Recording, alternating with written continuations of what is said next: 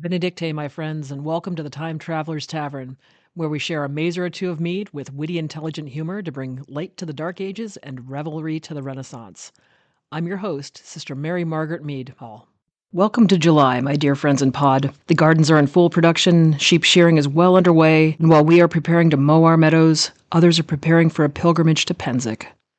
Pennsic is truly a magical land, and everything you've ever heard about that land is true.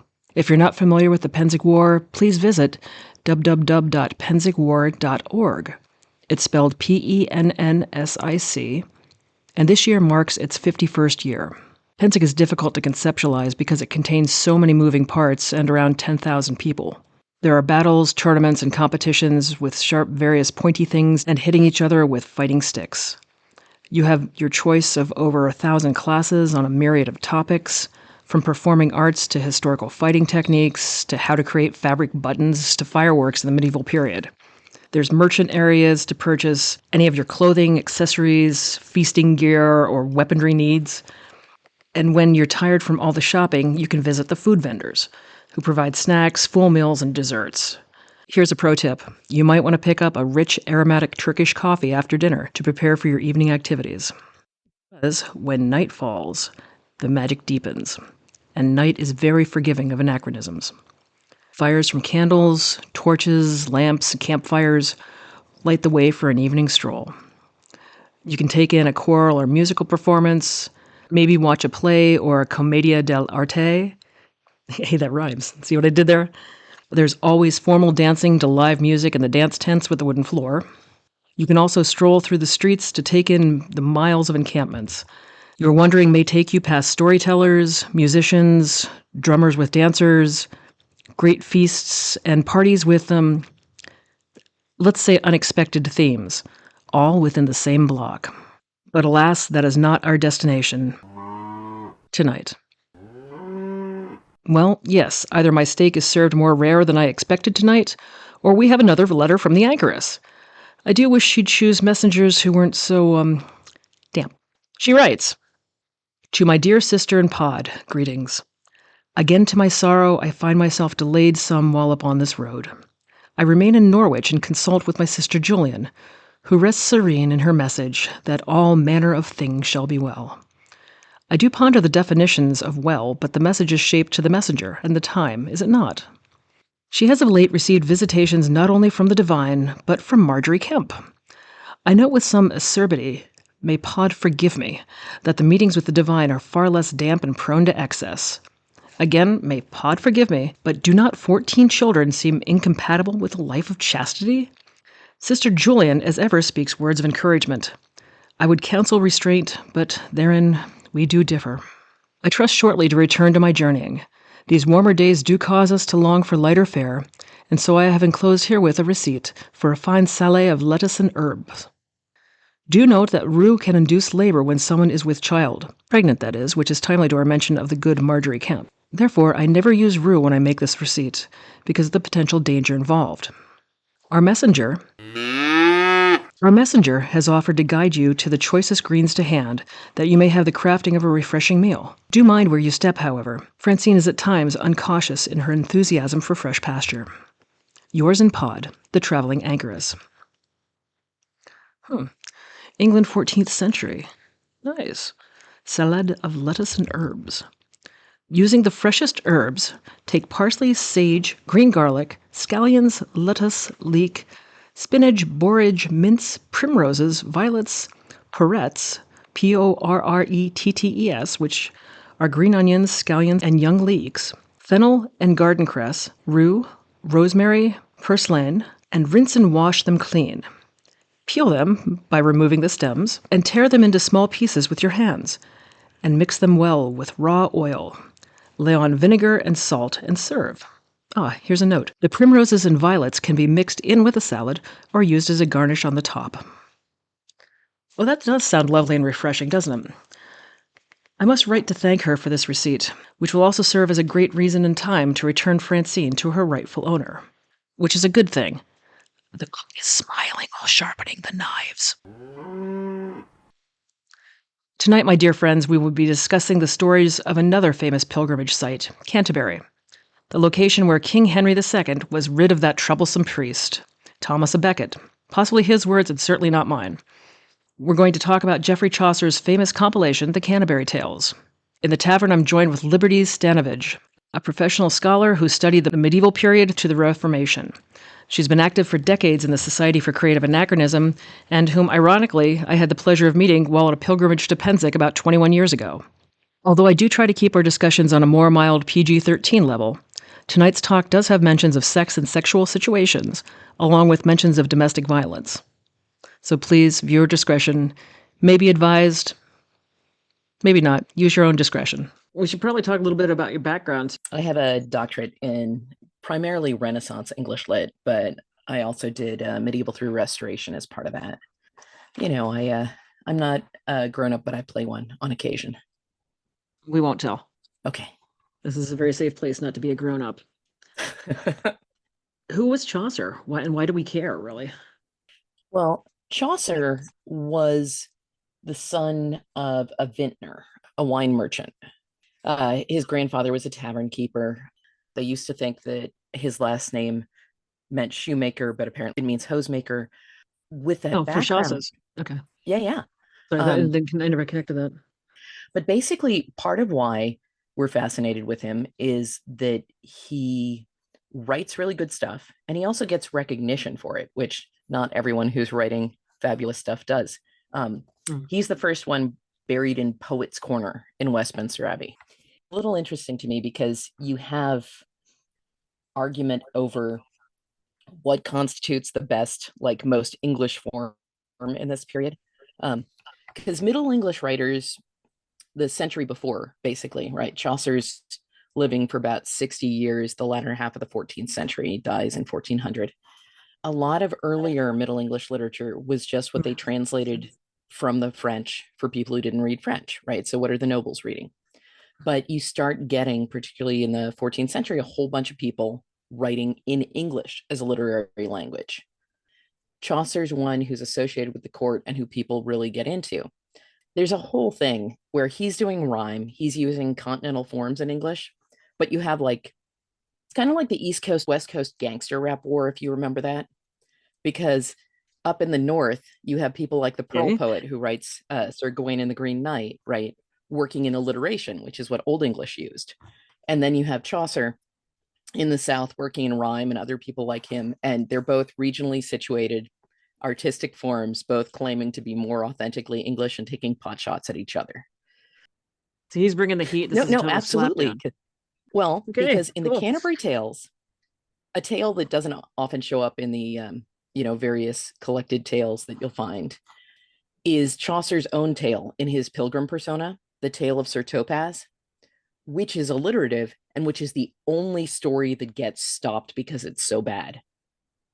Everybody else gets to finish their story, but Chaucer's pilgrim character is so bad at telling stories that they shut him up. Oh, so the other pilgrims in the story shut him down. Yeah. Oh, that's great. Yes, tell him to stop because it's so bad, that rim ram rough stuff. It's the only alliterative piece, and it's the one where everyone's like, oh my God, just stop. And you get some little pot shots at rhyme, with some of the form stuff up north too. So, like I said, it's hilarious. East Coast, West Coast gangster rap war. Perfect. But with thous. With thous. Mm-hmm. He's writing stuff. There are a bunch of other folks who are starting to innovate then, and people really like what he does. And he would have the background to do this because his dad owned a tavern? Yeah, his grandfather owned a tavern. His father was a wealthy wine merchant.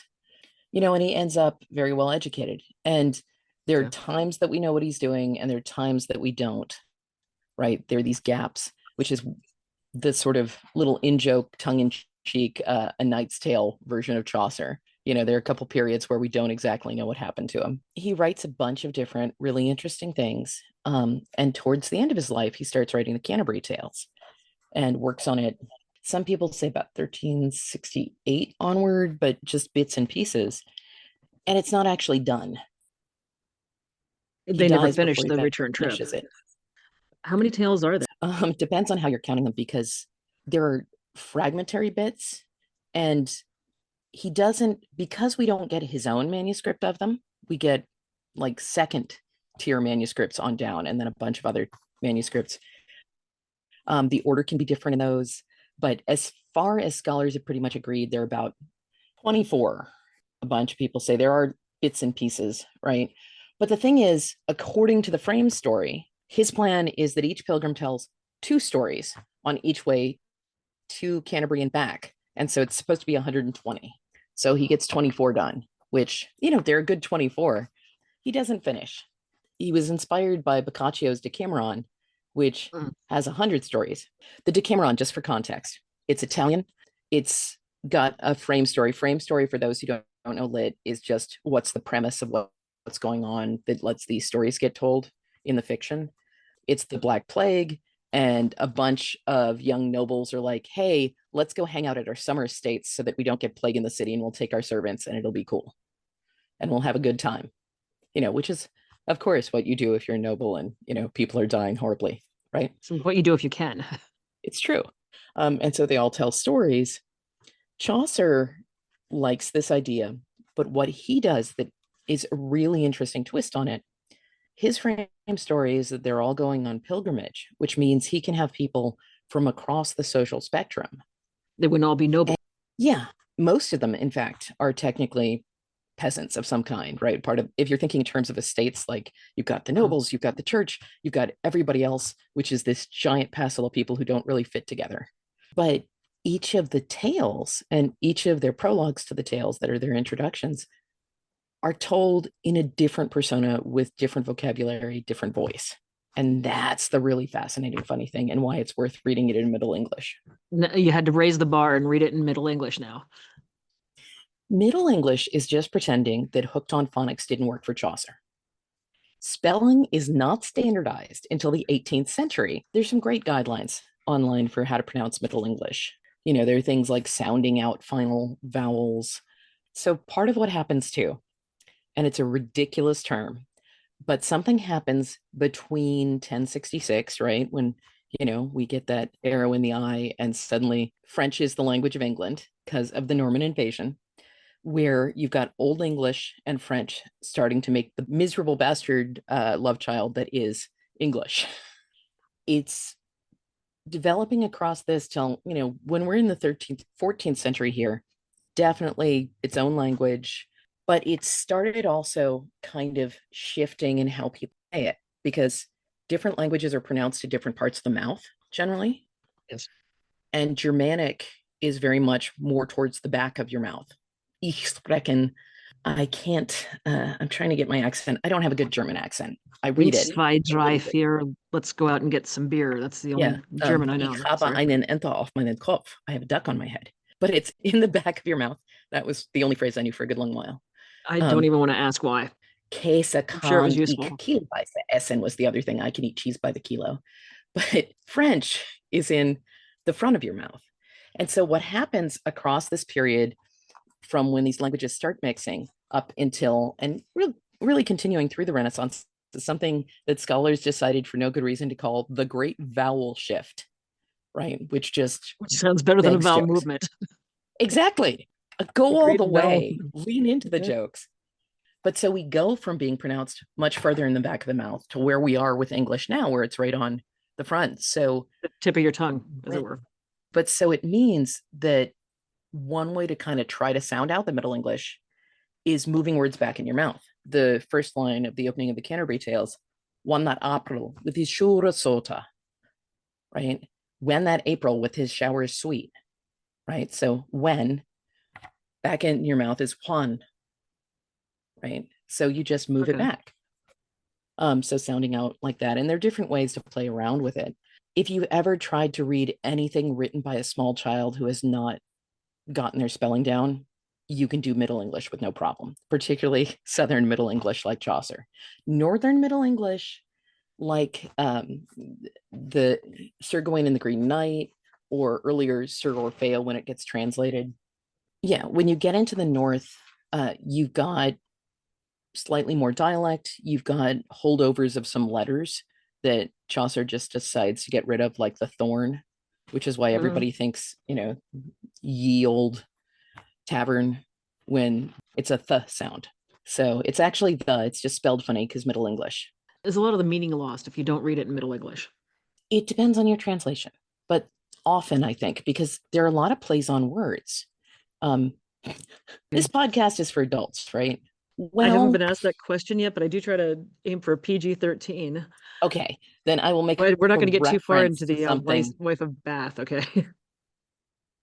Wife of Bath, the Miller is where you should be worried about, Miller, I'm sorry. right? Yes, the Miller's Tale with No, the. no, Wife of Bath is hilarious, but she uses innuendo. The Miller who's described, he's a drunk, and it explains that one of his party tricks is that he likes to run at doors and knock them off the hinges with his head. The Miller's very much a hey y'all watch this kind of guy. Hold my Um, mead. yes, but so he uses profanity frequently, but you get things like, and I'll just use a euphemism for the second translation then. So there's a line in the Miller's Tale when the young scholar, the clerk who lives with the older Miller and his young wife, is they've been flirting back and forth, and he's been flirting a lot with Allison, the Miller's wife.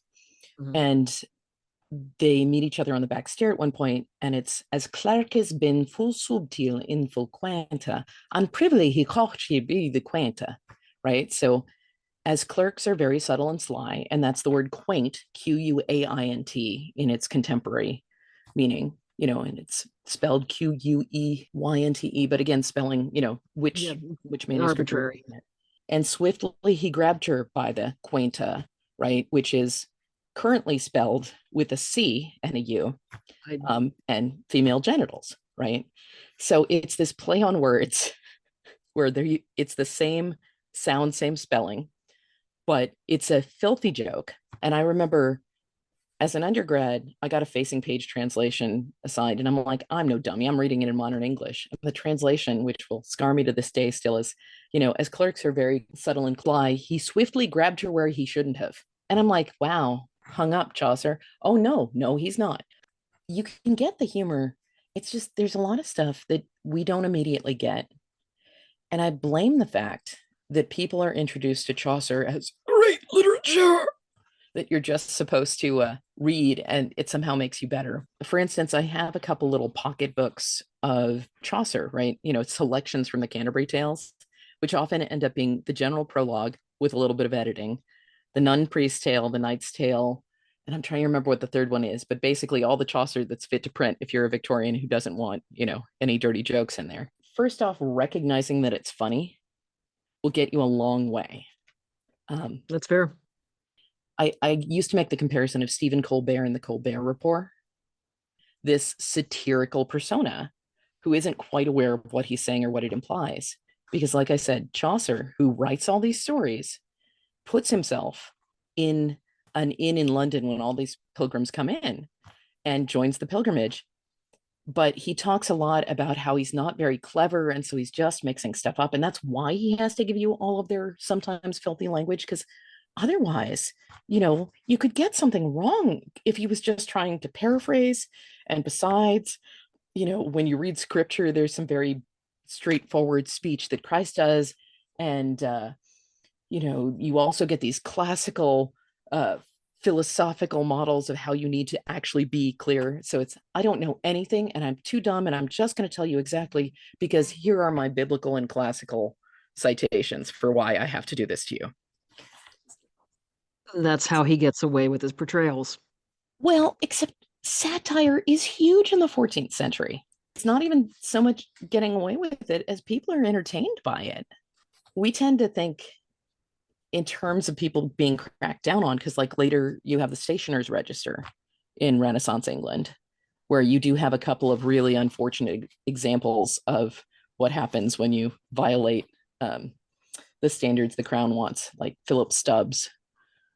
The unfortunately named Philip Stubbs, who will stay in my brain forever because of this, is one of the people who prints something that the Elizabethan stationer register, the office, doesn't like, and so he gets his hand cut off. Mr. Stubbs loses a hand. Yes, he was named Okay. Stubbs before, but yes, I'm like this, That is poor life terribly choice. ironic. Exactly. So Okay. unforgettable. But you don't have that at this point, really. Lots of people are entertained by satire. Also, you have some literacy, a lot of nobles, a lot of merchant class, but you also have the ability to hear, for instance, someone performing Chaucer, right? It's a rhyming poem. There are Mm. different ways to engage with it, and it's just really funny. But the reason I mention people like Stephen Colbert, right, is the Canterbury Tales sets it up for you to draw those conclusions. So it's just saying, he didn't say that. There's some that are a little straightforward, like when he talks about how you would never be able to tell by how beautifully the merchant's dressed and how expensive everything is that he's massively in debt, right? That's about as straightforward as he gets. But you get a lot of implications, like how the wife of Bath knows much of wandering by the way, and how she also had um, four husbands at church door, as well as other company in youth. She'd wandered by many a strange stream. And he's just, that's about pilgrimages. Obviously, that's not any kind of lewd innuendo. What else could it be? He's doing some very clever satire, but people are fine with satire. I mean, satire has been, there's a whole bunch of satire that Chaucer's riffing off of and that other people are writing at the time. And he's pointing out individual examples too.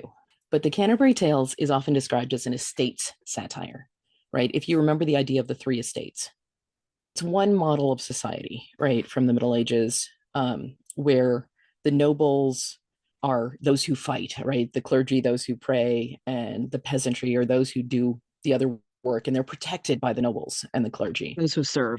Everybody else, y'all, Hufflepuff. Yeah. But The used division.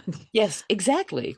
It's basically making fun of that structure because by the time we're getting into the late 14th century, fully 2/3 of these pilgrims technically belong to the peasantry. And some of them are wealthy and some of them are poor. And there's this giant range of people who are all just getting jammed in together and who, over and over again, Chaucer points out, are super tetchy about their position and looking better than somebody else. The wife of Bath, it says, is all out of charity if anybody goes first to the offering ahead of her, right? She's the woman who's going and making her offering first because she's the most important one. And if anybody goes ahead of her, she's just not even bothering donating.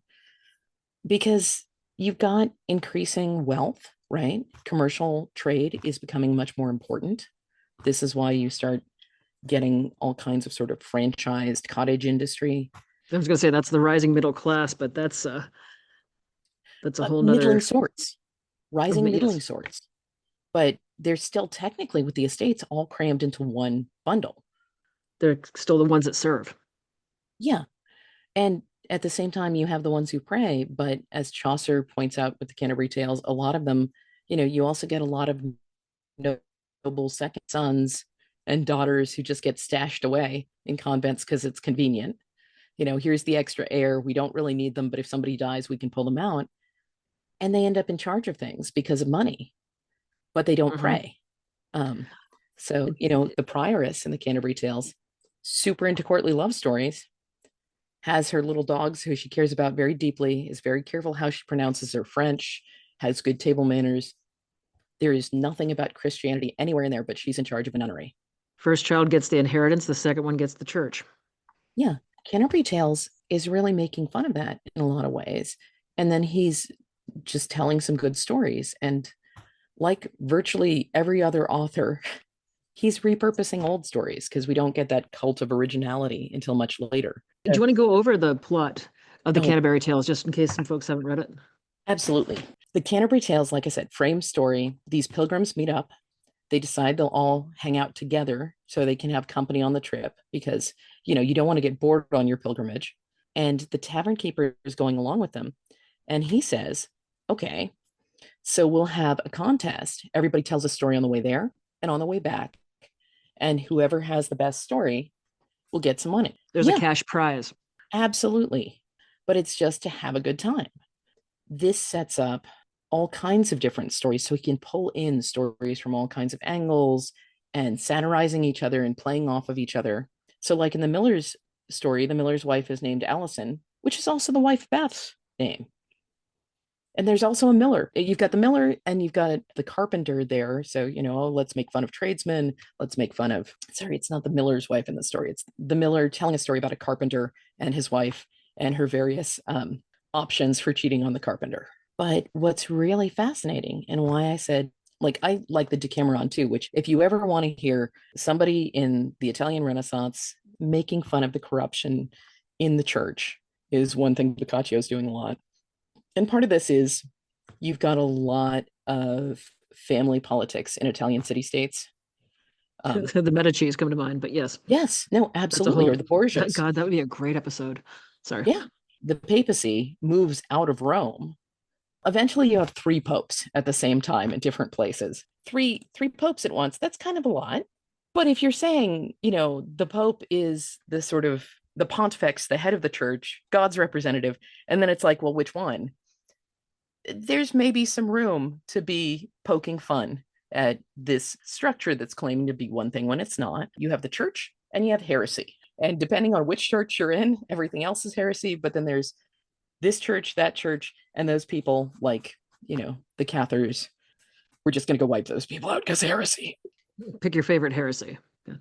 Pretty much. But so Chaucer's stories, he's able to pick stories that are the pilgrim trying to make their point too, right? So he's putting them through a sort of vocab filter for that pilgrim with lots of ideas that relate to the kinds of things they're interested in. It's a really kind of fascinating character study that's also making fun of them, where the partner at the end of his tale, is like, and by the way, I've got all these saints' knuckle bones you could buy. And they're like, stop it with the, trying to sell us fake relics. If you give yourself permission to start thinking about these characters, they become really fabulous. What I started doing years ago with my students was having them paraphrase a section, the wife Bath's tale or her prologue into modern English. But like, how would somebody say this now?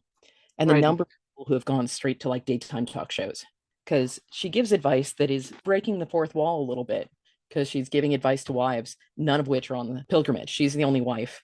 You have a couple nuns and some other people, and she's a really controversial figure. People like to argue over her, but she actually gets a huge amount to say. Her prologue, where she introduces her story, is longer than anybody else's prologue, and it's twice as long as her story.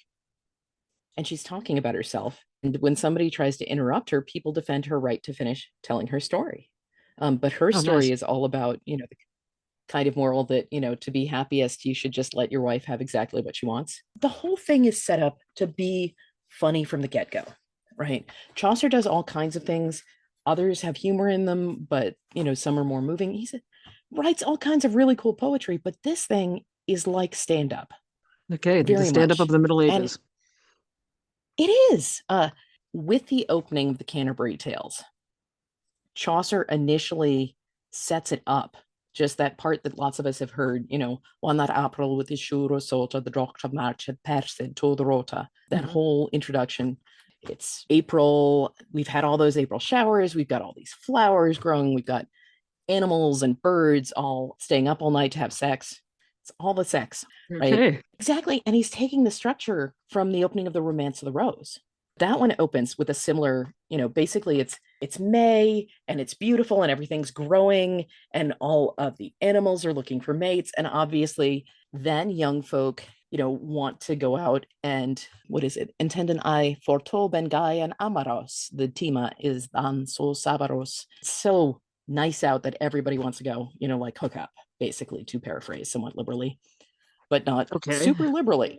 Well, Chaucer gives us that same kind of model intro. Plants are growing and the birds are singing, animals are doing things, and then everybody else is growing and having sex. And dan longen folk to go on pilgrimages. So it's a bait and switch. It's like, haha, courtly love. Everyone's, oh, no, people go on pilgrimages. What were you thinking? Romance of the Rose, right from the start. really well known, right from the start. It's giving us this kind of model. And then, no, people go on pilgrimages, obviously. We've got that whole setup. So he's playing with our expectations and with the kinds of things we know. So there's a term, intertextuality, that is talking about how one text is using other works to kind of make meaning. And he's constantly referencing different things. And there are other ways, like that whole model starting from the plants, the rocks to plants to animals to birds to people, is also giving us a kind of order of the world that reflects the great chain of being. I don't know if you've ever heard of this. Yes, from you. Touche. Um, it's a model of the universe where everything has an ordered place, right? And it's a hierarchical ordered place, from God at the top, God, archangels, angels, people, rocks, and then hell at the very bottom, right? I may have described it as, the universe in God to rocks, but everything fits. And this is how the estates are supposed to work. His narrator, who is that intentionally naive, I'm just telling you stuff because it just happened. And he says he's going to tell us about everybody in order, and then he immediately screws it up. And then he apologizes and tells us he's not very bright. So that's the kind of dynamic. It's constant little jokes, and it's expecting you to put them together. We just get a lot of really entertaining characters who are larger than life. There's so much funny stuff from the Middle Ages. How was this received when the tales first came out? Was it Well, released all together or were they just released separate? so here's the other thing. You don't really have publishing, right? Right. Poets are often circulating stuff back and forth, which, despite, and I'll bash on the Victorians again, despite this cult of original, I'll sit in a tower and come up with everything out of my brain. That's not how art generally works. Poets circulate stuff to each other and give each other feedback. People had seen bits and pieces of it. We don't have Chaucer's on manuscript, but we think stuff that's like one generation past. And maybe part of it is because he's got this social standing, so they stay around. But it seems like people really loved it. It's hilarious. It stuck And around on its own merit, not because. well, probably a little of both. He plays tricks that are really engaging. So, like, he tells us about the cook, for instance, who's just a side character. We don't have the cook's tale, if I'm recalling correctly, but he's telling us how great the cook is at cooking everything. He knows how to fry and fricassee, and oh, but it's a shame he's got this like weeping ulcer on his knee, right? Yes. He says, oh, and by the way, blancmange made he of the best, which is a white creamy pudding. So he goes straight from the juxtaposition there of how he's got this, infected sore on his leg that's weeping. And then, oh, that reminds me, he made this really fabulous white creamy pudding. There is a visceral, just gross out factor there, right? White, yeah. Because we're tracing the stream of thought, stream of consciousness. How did you get there? Otherwise, it's just a list of facts. Everything he tells you something. Because when he's describing their clothing, that's telling you something about where they've been or how they're representing themselves. When he's telling you what they look like, there's a whole science of physiognomy. When you're thinking about the kind of body that's based on humors, right? The four humors: blood, phlegm, black bile, and yellow bile. We touched right? on this a little bit in the medieval medicine episode. The idea is that those impact your whole being. Ideally, your body's in homeostasis. Everything is balanced. Right. Your Although humors are they don't balanced. use the word homeostasis. Right. You can see in someone's complexion the balance of the humors. So when they talk about a complexion or different features somebody has, these are telling us about what their psychology is like. What do they enjoy? So they tell us the wife of Bath has a gap between her front teeth. Well, that shows that she's very interested in sex. Women are considered to be much more sexual than men under the humoral theory. The prioress has a very tall forehead and a long neck, which are often signs of a chaste person. But every little bit we're getting is giving us something about them. It sounds like Chaucer's laying down a bunch of breadcrumbs to follow, and each crumb, for lack of a word, is just taking it to another level of description. Yeah. Well, thinking about like often in movies or plays when you do costume design that's meant to give you tip offs about what this person's like, it's the same thing, right? He's trying to give us this full, larger than life character. And some of it is just accessorizing, but like the wife of Bath talks about her hat being as broad as a buckler, right? A kind of shield. She has 10 pounds of linen veils on her hat. She's a weaver, which is why she has so much fancy fabric, but she's just dressed all to the nines. But it tells us about what she's like, or she's wearing red. And later in her prologue, she tells us that she's had the 4 husbands and she's looking for number 5.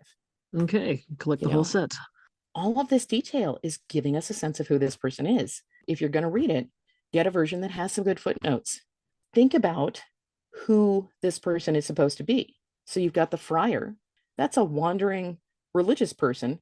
Talks about how he really loves confessing all these widows and young women, and he's always got like fancy knives to give them as gifts, and he's so generous. He has made so many marriages of young women off to men at his own cost. Aw. He's hooking up with all of them and getting them pregnant and marrying them off. But Chaucer didn't tell us that. There's some really great stuff, and it is funny as hell. And some of the early manuscripts, like the Ellesmere manuscript, is the one that they have at the Huntington Library in California that has all these little miniature illustrations of the pilgrims. Oh, cool. So you can see what they're like. And Send me a so link you to that. get I'll post things it on like the the site. clerk who, oh, absolutely, who is all about, he's all about books, but it talks about how skinny he is and how skinny his horse is. And the picture kind of like shows his horse having these like its ribs showing because he's just spending all his money on books, which I don't identify with at all. No But similarity whatsoever. yeah, but so you've got a lot of playing back and forth, and it's also critique, right? Like I said, you get the monk who's basically a noble. He doesn't like fasting. He's like, all those rules are just outdated and silly. He wears really fancy clothes. He goes hunting. He's a second son. And, that is kind of making fun of how this is all supposed to fit. If you stop waiting to be educated in great literature and think about the personalities, or those moments or like what's coming next. You've got the Mm. knight who has been at war everywhere. There's a ridiculously long list of every battle he's been in. Comes back, takes off his chainmail shirt, immediately goes out in his rust-covered gambeson to go on pilgrimage and clean his soul. And then you have his son who's got really curly blonde hair, is dressed immaculately in an embroidered tunic, and loves to sing to ladies and have sex with them at night and loves to ride in tournaments. And just the personalities, you know. The contrast. Exactly. Did anything surprise you in your research, or what surprised you the most? Coming back, every time I teach it again or read it again, he's so good at these personalities. Because, I've had people do things before where they draw them, and a lot of them you just really get a sense of who this person is. He gives us And full they're characters. funny. Yeah. And looking at these stories, also, you get some like the Knight's Tale is fine. It's often told by the Victorian, it's, beautiful and all. But the Miller who comes immediately afterwards, interrupting where he's not supposed to be, is basically giving us a different love triangle. That's this noble, classical, courtly love triangle. And then we get the carpenter who's wed a really young, hot woman who is as sleek as any weasel. I'm like, she gets away with everything she wants and has a good time. And, people tend to ignore her because it's talking about at the end how all these men got punished one way or another. She just gets Mhm. off scot free with what she wants. The Wife of Bath and, some of these other stories, you get more room for female agency and women to just kind of enjoy themselves. That's really curious. Except it also isn't necessarily like the Wife of Bath. The Mm. reason she's a weaver and part of the Weavers Guild is because her husband was a weaver and she inherited his spot. But she's described as a professional wife, and it's worth thinking about that, like Real Housewives, effectively. Professional wife. But she also has a lot of agency that we wouldn't expect. He is making such humanized figures where even when he's criticizing them, they really are developed larger than life characters. In The Wife of Bath, we also get, a sort of very real picture of domestic violence in her prologue. We get told initially in her introduction that she's a little bit deaf, which is a shame. And what comes up later is that she's talking about her various marriages. Her third husband was very cruel to her, but her fourth husband, they have at one point a sort of knockdown, drag out fight. She comes in and she hits him with something because he insists on reading from these misogynist books about how much women suck over and over again to her. And she finally Nice. grabs his book and tears out some of the pages and throws them in the fire. And he hits her and it knocks her unconscious briefly, and she's laying there, injured. And he's like, "Oh my God, are you okay?" And she's like, "Oh, I'm dying. Come closer." And then she hits him as soon as he gets closer. Right. But that's where her hearing went, is that it was damaged with that. But she talks about the ways that love is actually very dangerous for women, right? When she married just for money, she was fine. When she was married to someone she actually loved and desired, it makes her vulnerable. There's so many levels to this that I don't recall any of this when I read it before. Yeah, when I first read it, I didn't get a lot of this either. There's a lot in here where it really is just kind of some of it's social critiques, some of it's, just making fun of various things. So there's lots and lots of detail there. And I think we do get other kinds of critiques. The prioress, she loves her little dogs and she cries if one gets injured or dies, and she cries if she sees a mouse in a trap. But her tale is viciously bloody and anti Semitic, that involves basically an entire Jewish ghetto being razed to the ground. There's so much there that we don't generally try to read. because we just get told it's going to educate us and it's boring. You make it sound kind of like archaeology and literature. Yes, so much fascinating stuff, in anthropology and archaeology. But if we get told this is the progress of it, no, there's all kinds of really cool stuff. This sense of humor is not at all out of place. Chaucer's super clever with it, which is why we're still reading it. But he's also super funny with it, which is why the Victorians sometimes edit it down to 4 stories in the general prologue with dirty words removed. Okay. If folks want to study this further, what would you recommend they take a look at? I sent you a link you can put in the show notes on YouTube.